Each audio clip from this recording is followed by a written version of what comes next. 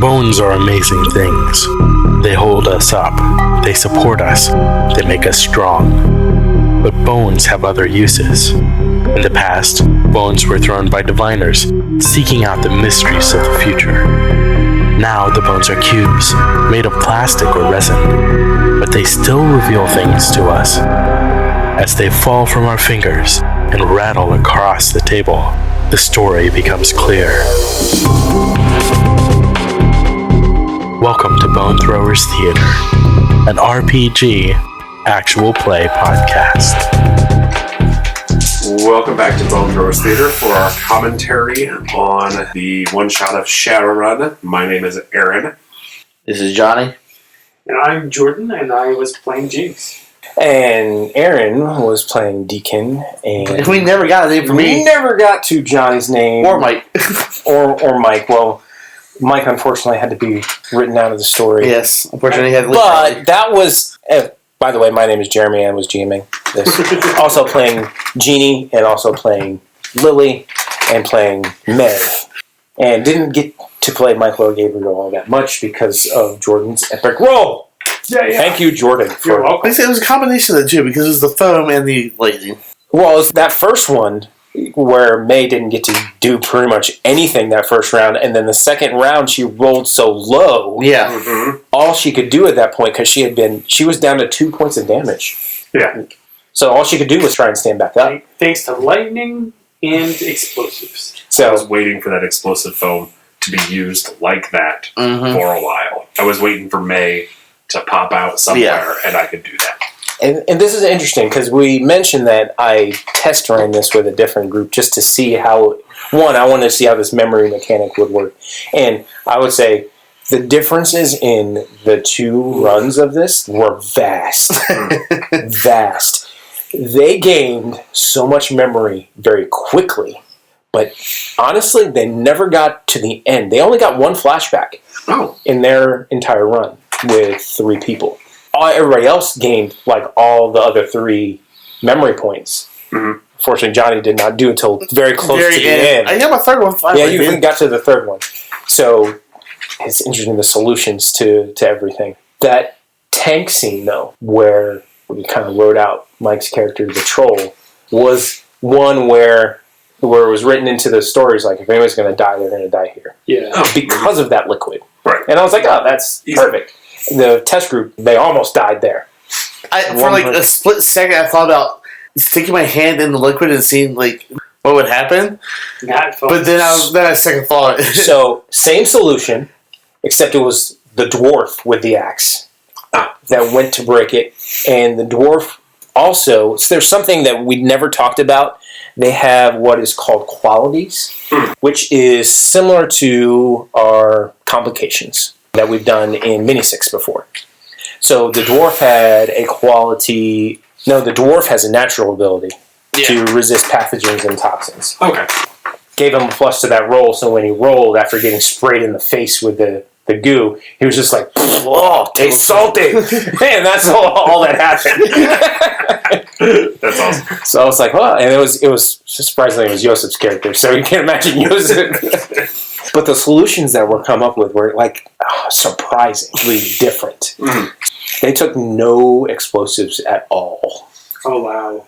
And that was such an important. That's actually surprising. I was really this close to not taking anything, like just doing another ranged weapon, something for close range for shotgun, and then I was gonna. But then I was like, you never know. We went one, and they surprisingly worked much more as a group at that beginning section. Like, when they got to the armory, like, I was like, man, you guys are going to end up with weapons that are fantastic for you, because they would pick up something, and they caught on very quickly to, if I said, you have this item, and they're like, this item doesn't feel right for me, and they would hand it to somebody else. Yeah. And then that person was like, oh, yeah, this feels great. So they ended up with weapons that they could actually do something. Yeah, that's good. Like, so that's why I tried to throw that in there. That when Jeannie had the sniper rifle, she didn't know what to do. That was fun. And she was just firing willy-nilly. Yeah, I like that. That's neat. The ones I chose for myself were perfect. Yeah. So Let's see here. Let's go through some reveals for the characters. Yes. Knife in the orc in the face worked well, perfectly. It did work really well. Jeannie, her frame suggested that she was a human. Yes. Okay, which is why her character sheet was labeled human. I was really hoping one of you guys would pick that one. The way it turned out, that the test run, I ended up running Jeannie the last run. Nice. So that was fun. She has a quality called an elf poser. And that is an actual thing in Shadowrun where you have humans who surgically modify themselves to look like elves because they sort of worship that kind of back to nature approach thing. Yeah. But they're surprisingly why people do it because they're really not accepted by anybody. But they think so highly of the elves that they want to try and be like them. So, which never really came into play in your guys' run, but was heavy in the test run. Like, they found that out very quickly. And I think that also, like I mentioned earlier, having a number of players that are not familiar with Shadowrun versus players who are familiar with Shadowrun. That's true. Can really play into some of that, which is cool. Yeah, I could have done a lot more. There's lots of things I'm like, oh, you really should do this, or Jordan, you need to do this. And I'm like, no, I can't tell them that. Yeah, it's just like racial stereotypes.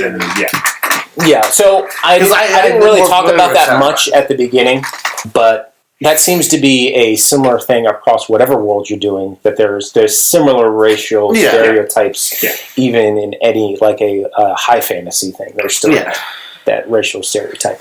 So Jeannie was, in all intents and purposes, the Decker/Rigger. Yeah. She was the electronics person that could jack into anything and control the vehicles. Yeah. Okay, so that was her role in that. Jinx, you were the elf combat mage. A very powerful one, too. You had some skills.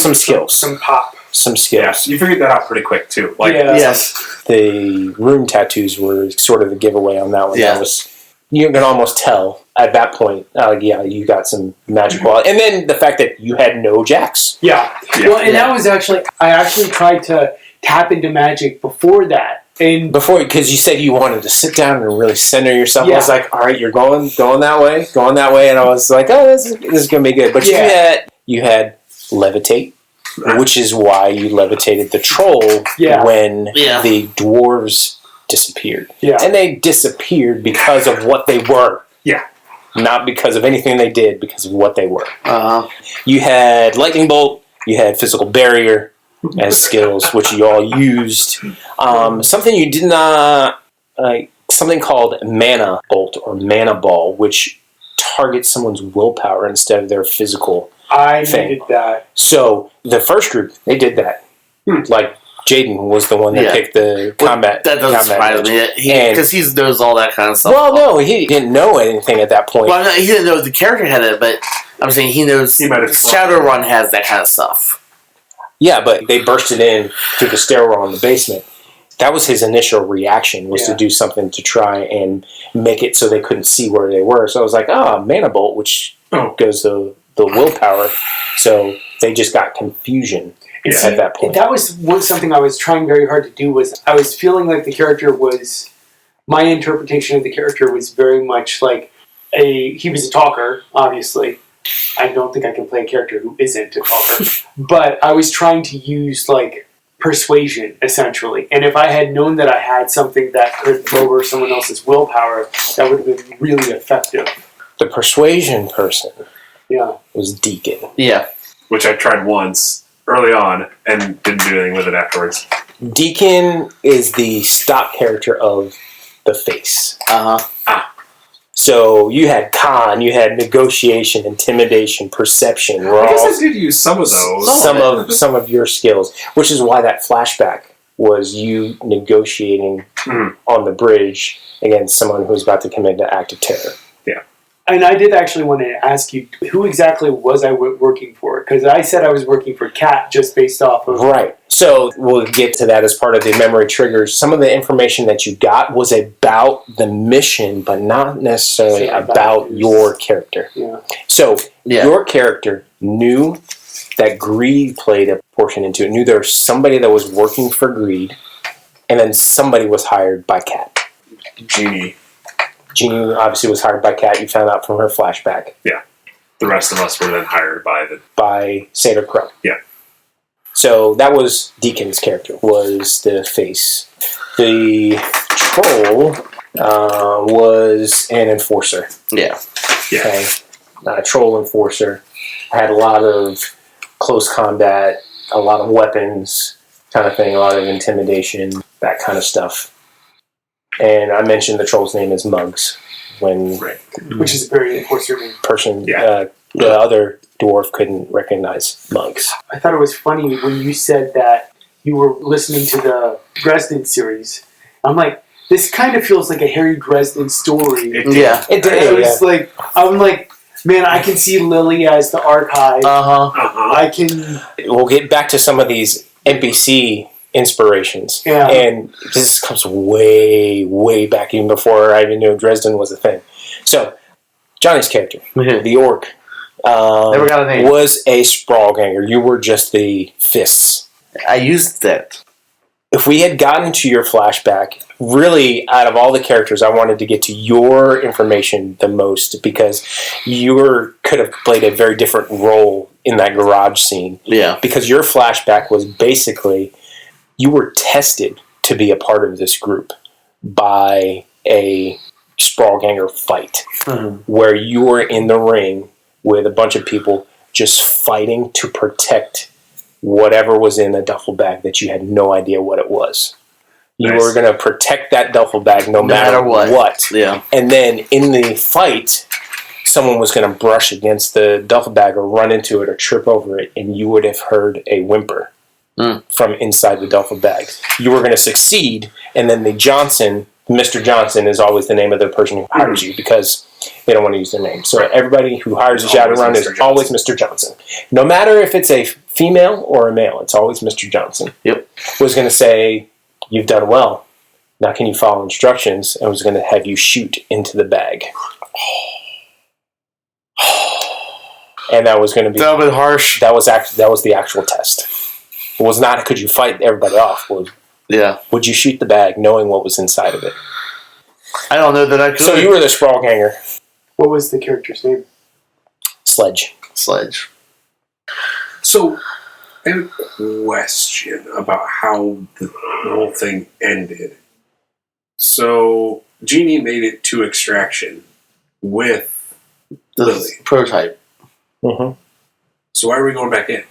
Because we failed. Jeannie got away with a computer program. Lily was a computer program. I know that. Yeah. No. Huh? Lily was not a computer program. So this is where the other group got to a point where you guys did not technically get to. Everything in the garage happened so fast that you didn't get to a point where the dwarf out in the real world was going to tell you that the second team was at the extraction point ready to extract the girl. The girl was also virtually in the Matrix. Yes. At a different location. Oh. So her actual body needs to be rescued from a different location. Okay. Yeah. Yeah. That makes sense. That does make sense. So that was part of yours. There's more horses in this race. Yeah. Saying that this was so a multi-pronged stuff up. Yeah. Okay. That's why the dwarf kept giving you time limits. You got to be here at this time, here at this time. You got to be there. So the premise of it is Omnicorp is actually an AI. Okay. That was constructed by a different corporation that lost control of the AI. And the AI started to wreak havoc inside the Matrix. The AI realized that it was confined to the Matrix and wanted to find a way to escape, leave the Matrix. So it was looking at a child that could leave the Matrix. Yes. A child that also had some magical abilities. So the AI could rule the Matrix, the physical world, and the astral world. Mm-hmm. So that's why none of the actual corporations that had been around for a long time liked Omnicorp. Yeah. Because they knew what it was and knew it had to be stopped. Now, knowing it had to be stopped didn't mean they didn't want that technology for themselves. Right. Correct. So that's why you had these other trying to stop it, but at the same time trying to steal it for themselves. Yes. Craziness. So you had a player for Cat infiltrate the Seder Krupp organization to try and use their Seder Krupp people as cannon fodder so they could get the technology out. Yeah. So everything, and Jordan, you picked up on this when you said the rooftop scene. It's like, why does it feel like we're fighting our clones? Yeah. And the other group picked up on that as well. It's like, because there was one point where someone had the monofilament whip, and they went to whip one of the people on there, and they missed horribly. And I said the person dodged out of the way, and they reach into their coat, and they pull out another whip. And whip that. And it's like, what, are we fighting anything that has what we have? Yeah. And I'm like, yes, you are. Until you fight May, anything that May is going to throw at you, she's going to say, all right, this is what you got, that's what I'm going to use. Because that's how AIs work. Yeah. Yeah. So if you notice, when you went on the rooftop, one of the opposing people went right after you with a very similar attack. Yep. The orc came running after me. The orcs charged each other. Jeannie had the sniper rifle, so the person that shot back at her shot with a rifle. You originally shot with a shotgun. You got a shotgun shot back at you as well. You shot with a pistol. The person shot with a pistol. You tried to use magic. They tried to use a physical barrier to shield themselves. Man, if I had had a better role, then that could have gone really differently. Yeah. Lots of fun. Yeah, I really like it. And like I said, I really think you should work on publishing this. You can probably expand it to a full-on campaign path. Oh, yeah. Huh. And easily. Because either repeating the same mission or Adding in different elements. yeah. Yeah, because, like I said, there are things that both play groups didn't get to. The garage scene was the end scene for both. There was actually another scene that was going to happen, but everything just kind of felt natural to have it end at the garage scene. There was going to be, even though Lily was like, don't take me back, don't take me back, don't take me back, it was actually, you're going to go back in to fight May and, I thought about and that. the brothers. I seriously was like, okay, we need to go back to Omnicorp And actually fight May. Yeah. Could I have actually severed her from the AI? Yes. That other group, that's what they did in the garage. They held Lily down and cut it out of her neck. That's the thing. When they were doing that's what y'all were talking about doing. when they were doing Well, that, I didn't want to do it physically. I wanted to do it magically. when they were doing that, that's when Jeannie made her move. Is Jeannie was holding her down. They cut it out. She took the gore and as soon as they tried to do that, whoever was cutting out, I think it was Jaden's character at the time, because he could see where the thing was cutting it out. His character held on to the chip. At that point, they worked something out where Jeannie's was plugged into the rig, to the vehicle, and made the vehicle crash over top of them. That's awesome. But as the vehicle crashed over, and then everybody got up to see what was going on, Jeannie and Lily were gone. And at that point, the other team had already said they made it to the extraction point. Mm-hmm. So, where they didn't kill May, they got the chip. They didn't get the girl. Where you guys killed May, you didn't get the chip or the girl. Yeah. Which brings me to NPCs. You mentioned this feels like very Dresden. Yeah. All of these NPC type characters were actually drawn from our very first Shadowrun campaign with Mike. Uh-huh. The character of Yo was my mage character in that Shadowrun. Uh-huh. The dwarf, that was the Decker. Uh-huh. The one The guy. giving you instructions. That was Chummer Yep. from our initial Shadowrun campaign. And the idea of protecting a little girl also came from that original Shadowrun campaign, because my character got latched onto this protecting this little girl. So that's where that got drawn from. Nice. But yes, you see how it's very much like that Dresden file type. So what do you guys think of, I know the rules were frustrating, but the memory mechanic idea? I liked it. For me, it was very frustrating, but I could see the first target being a little lower, but it doesn't matter. I mean, once you hit the exploding... once you hit that exploding 6, unless you're me, you get It it. should be doable. Because I failed that exploding 6 3 times. Right. So like I said, the first run gained memory very quickly, which I was like, oh gosh, is this... Yeah, I had lots of memory triggers that I was hitting, easy? but... And I even messaged you guys on, I think it was like, when I ran it, Brian, his first memory roll 1D, rolled a 37. Oh, that's right. Yeah. With 1D, rolled a 37. I'm just like, should I just give him all his memories back right now? You remember you've been here before. I think I would have worked it in reverse. Like, I would have had the target number for the first one easier. Be low. Yeah. And then make it, like, a target number for the final flashback, because that's the mother load right there. So I would have, if I was going to do anything, I would have probably made that like a 20. Or you can still make that a 9. I mean, I'm thinking in terms of open D6. Yeah. If you make it a 9, you still have to hit the exploding 6 plus a re-roll. Right. But you have more dice to begin your first pool. See, I was thinking of it in reverse. Like, the more you remember, the easier it is to remember. The more pieces of information you can link together about who you are. So that's why the first bit of memory is going to be tough. Well, I can see where that would come into play, like in an actual physical brain. But we're talking about people who are working with augmented reality.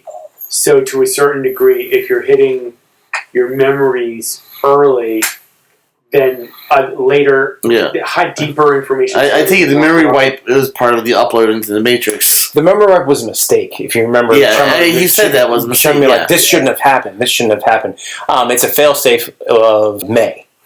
So what they were doing, because initially they were just sending a decker in. Yeah. So they decided to split it up and give everybody little bits of information. And we were actually supposed to be working as a team and sharing all that information. Yeah. Right. Instead of... Right, but what, because the failsafe was if you went in and tried to remember too much, that's when you were burned from the inside out, which is what happened to Zero. Yeah. That was the charred body. But Zero would have been our guide. Zero knew, that was his thing, he knew where the armory was. Yeah. What ended up happening, and the first group was able to figure this out, was something went wrong in the upload. And everybody's memories that they were supposed to hang on to all got put into Zero's body.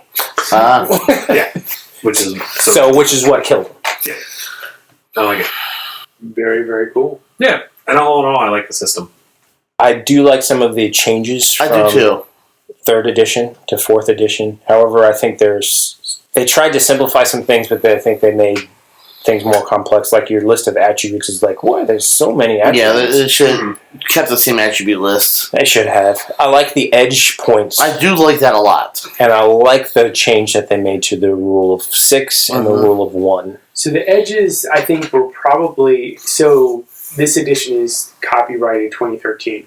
Thinking back, that was around the same time that Savage Worlds was really big. Yeah. And some other games that have some really big luck-based mechanics baked into it. Like, there's a real strong in-game currency with Savage Worlds. So I think that they were trying to emulate some of those successes as well. It's similar to Fate Points and Fate as well. Yeah. Seeing that, I see it as an influence from the design time period and what was going on in terms of game. I like it. I think it's a really good iteration of the mechanical philosophy. Yes. But it's definitely something of its time. And I think it's something that's good. It's something that gives players agency and gives you a chance to actually improve your roles in ways that really feel meaningful. The only problem I have with the Edge system is, like, it's great for a player standpoint, but for a story standpoint, like, you know, Star Wars, you have force points, which give you, W dice, that's explained story-wise in the Star Wars universe. Mm-hmm. You know? It's, how does these fit into the overall story of Shadowrun? Mm-hmm. And the way they put it is I know some systems have a luck rating. Yeah. That's your luck. Some people are more lucky than others. So that's why some people's edge points are higher than others. Yeah. Thinking about the damage tracks, I feel like I was very lucky that I didn't burn myself out. You almost did. Yeah. When you stumbled in the hallway, you had 1 point before you were going to go unconscious. Yeah, that's one thing with magic is when you cast magic, you have to resist magic damage. So that's another thing that you, not having played Shadowrun extensively, you didn't try to do, which actually went to your benefit, because Jaden, being that mage character and knowing how Shadowrun worked, I'm sure he pushed it to the limits. He pushed it to the limits, and there are some times where I was like, I don't know if he's going to survive. Just a sense. When did you first get the sense that you guys were in the Matrix? I never did. It wasn't until towards the end. Yeah. Okay. So when May started fading, you mentioned she fades digitally, and I'm like, Yeah, that's when it hit me. But like when the dwarves disappeared, I thought they were just doing an astral projection type deal. Yeah, okay. And so then when Lily starts talking about him being in another world, I'm like, he's in the Matrix.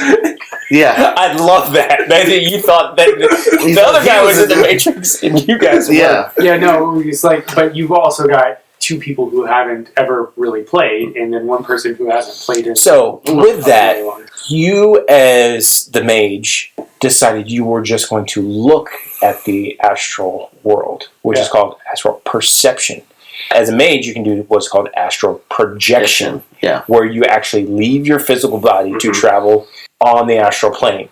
I don't know how many times Jaden tried to do that, and it was baked into this story that you could not do that, right? Because you're going to leave your body, but your body's nowhere where your mind thinks it is. You're not actually physically in your body. Yes. And so that's what's crazy about none of us picked up on it, because there were so many things that you said that it was pretty clear that we were, like looking back, we were in the Matrix. That whole conversation with the other elf. Mixing the technology and magic. The dwarves disappearing. I thought that conversation was about working with somebody like Blondie. Genie. Yeah. Because I thought that, well, first off... See, I thought the dwarf was in the Matrix the entire time, because every time the Jordan used magic on technology, the dwarf got feedback. The dwarf, when the car got shot. Oh, yeah. What was that? It was like things like that made me also think he was in the Matrix accessing some of these things. I liked it.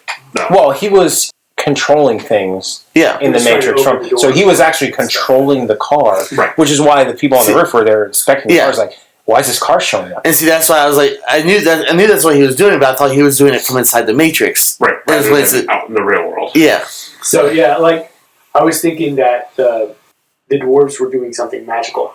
No, that's so did I. That's when with this fear, I thought they were actually manipulating things. The first group, by that time, they didn't have enough memories to pick up on this as well. And that's why I just said the hallway looks just odd to you. Mm-hmm. Because you had some memory, you didn't realize it subconsciously. It's like, there's supposed to be more to this hallway. But because the alarm was tripped when you got it on, the AI started to rewrite things in that hallway. Which is why that offshoot was partially blocked off. Well, so it was actually the computer program rewriting the structure of that building. Yeah. It actually reminded me of a video game I played called Call of Cthulhu, where you're walking through this hallway that's endless for a while. Mm-hmm. And so I was like, man, this feels like that hallway in Call of Cthulhu, but I was like thinking that it was just, a sub-basement or something. And Johnny, I thought you were going to get your memories back so fast, because when you entered that hallway, you did something where I want to stealthily run. Yeah. And you have your character. I had lots of memory triggers. Your character had a skill called shadowing, where you could follow somebody very easily without being noticed. Well, that's why I said so. That's why you went to follow the sound and the dwarves that were down there. So I was like, "Oh, Johnny's going to get some memories now." That's just it. Like, if they had gone down the hallway or something, I would have followed them. So they were just going back and forth. So let me ask you a question, because one of the first things that I did was the eyeballs, and so I went to dig into the eyeballs, and I had written that down on my skill sheet as body theft, because I didn't know what else to put it as. Right. So and this is part of not knowing the system, and even Johnny struggled with this a little bit, because 3rd edition is so different. When I was telling you to roll a certain number of dice, you got to remember, if you have a skill corresponding with that, you're rolling the skill and the attribute. So if I told you to roll 9, you're most likely, I've got 9 in this. No, you don't have 9 in that. Yeah. That's that skill and the attribute. Yeah. And if it was a low number, it was probably because you didn't have a skill and you're just rolling the base attribute. Mm-hmm. Yeah. That's cool. I liked it. Glad you guys enjoyed it. It got much more intense there at the end for the other group. Because I'll tell you one thing that happened. The troll unfortunately, this bit of information didn't come out. The troll knew also that there was a mole. And their instructions were to take out anybody that wants to take control of the asset by themselves. So it came down to a point where they were debating where they were going to cut into Lily, and at that point, two characters got up to defend Jeannie, and Yosef's character got up to defend. Well, actually, Yosef's character got up first, and I was like, okay, I got to do this, otherwise Brian's character is going to end just killing Yosef's character. So I got Jeannie step in, and then it got intense because Brian at that point was like, all right, I'm killing one of you two. What's going on? So let me ask you a question. This just triggered something in my mind. We all wrote down that attribute that we had to role play. Yeah, that came in a little bit. It didn't come in a whole lot. Aaron got a role from it. Jeannie got a bunch of roles from it. Unfortunately, Mike wasn't playing the troll in such a way. He took the Dwarf troll. Some of the attributes that were randomly picked for him didn't really work out for the role-playing aspect because, surprisingly, the troll drew the character aspect of overly chipper. But Mike was like, I'm a troll. I'm going to play a big gruff troll. And then, Johnny, you drew yours as the orc, the sprawl ganger, as one that didn't resort to violence first. And the first thing you do to the elf is punch him. So I'm like, well, you can't get a roll for that. But Aaron, you got a roll because you searched the body and decided you were going to pocket the key card. Because you got the klepto. And so when I was like, if you were to say, I want to try and take some more things from the armory, I was going to be like, all right, roll some memory. Well, it's like at the beginning, I was trying to figure out what my role was. Yeah. So I kept trying different things completely. Yeah, so like for me, I was actually trying to base my character off of David from Schitt's Creek. Yeah. Uh-huh. Yeah. No wonder I punched you. Play by the rules. Play by the rules. Actually, I think I did that as a general ethos fairly well. Like, It was But, so that's why my character was kind of like, ew. Mm-hmm. You know, it's because I was trying very hard to be, like, in the role of David. Like, because I'm, like, thinking, what characters do I think of as, like, a modern, technology-loving elf? Right. So that's one thing So, I would probably try and change if I were to run this again, is try and figure out a different way to do those role-playing characteristics a little bit differently so that they could be more a part of the system. Because, like, we know we all wrote down a characteristic. I could have just handed it to you, so Yeah. you knew it, but not. it could have been like Exactly. or You don't. It's not a memory. It's just a personality. Mhm. You know. Yeah. Yeah. Yeah, that could be a tough one. Well, I think we are pretty much at a good spot for our commentary. Yeah. I'm glad you guys enjoyed it. I enjoyed running a Yeah. Shadowrun game again. This is like my niche where I'm like, oh, this feels like a really good Yeah. story. And that's why I wanted to bring back some of the original characters where we started with Shadowrun. So I'm going to give a shout out to Mike Karkoff and have him listen to these. And then as soon as he hears that elf tavern flashback, he's like, oh, I know that character. And he's going to hear the description of the dwarf, the wiry dwarf with the welding glasses, and be like, oh Like my that sounded gosh. familiar to me too. I was like, oh my gosh. It honestly sounded like a character from World of Warcraft to me. Mm-hmm. So, Good stuff from Shadowrun. Good Yeah, stuff. very much good stuff. I love it. And just as we close out, Johnny got that memory because if you read Mother's character sheet under name, It's Mother May I. Mother Under. M-A-I. very nice. I like it. If I were to title this, Yeah. that would be the title of this run is Mother May I. All right. So, I hope you guys enjoyed listening to it and enjoyed this playthrough of the 4th edition of Shadowrun with our own memory twist thrown in. Thank you guys for listening to Bone Throwers Theater. Hope to see you, hear us on another One Shot in the future. We'd love to hear you too. Catch you on the flip side of the Matrix. Thank you for listening to Bone Throwers Theater. We are releasing this podcast under a Creative Commons Attribution, Non-Commercial, No Derivatives 3.0 Unported license. That means you can share the podcast, but please do not modify it or try to gain financially from it. If you would like to visit our website, you can do so at bonethrowerstheater.com. If you would like to send us an email, you can do so at bonethrowerstheater@gmail.com. Our Twitter handle is bonethrowerstheater. You can also look us up on Facebook and subscribe to our YouTube channel. And until next time, may the bones fall ever in your favor. This has been a Nerd Circle podcast production.